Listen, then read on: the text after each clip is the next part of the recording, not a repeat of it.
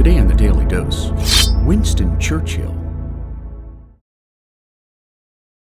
Born into aristocratic and political nobility, in 1874 Oxford, England, Winston Churchill attended the Royal Military Academy at Sandhurst.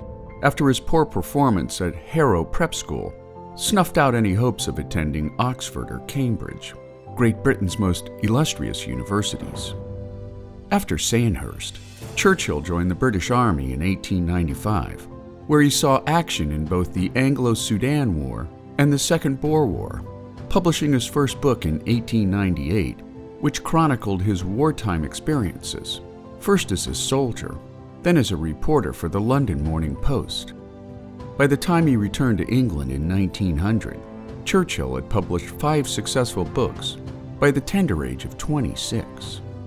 Crossing the aisle from the conservative right to the liberal left during his election to Parliament, in 1911, Churchill became the First Lord of the Admiralty, the equivalent of Secretary of the Navy in the United States.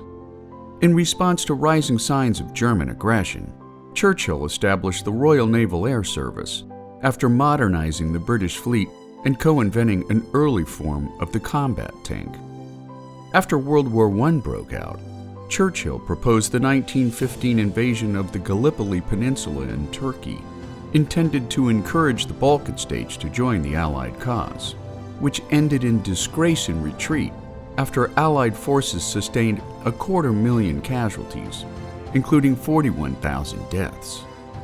Bouncing from one government job to the next during the interwar period, after Hitler's 1939 invasion of Poland, Churchill pushed Prime Minister Neville Chamberlain out of office to lead Britain through the hardscrabble days of World War II.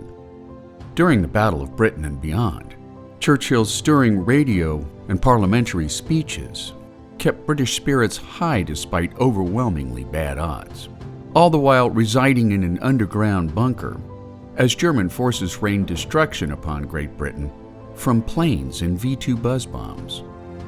Just 2 months after Germany's surrender in 1945, war-weary British voted Churchill out of office, setting him on a post-war campaign against the Soviets' communist expansionism, where he coined the word Iron Curtain during the early days of the Cold War. Churchill returned to his post as Prime Minister in 1951 at 77 years of age, and after he failed to build a sustainable détente between the East and the West, he retired from public service in 1953. Until his death 12 years later, Churchill was knighted by Queen Elizabeth in 1953 before winning the Nobel Prize in Literature that same year for his 6-volume History of World War II, making the life and works of Winston Churchill a bellwether figure in 20th century history. And there you have it, Winston Churchill, today on the Daily Dose.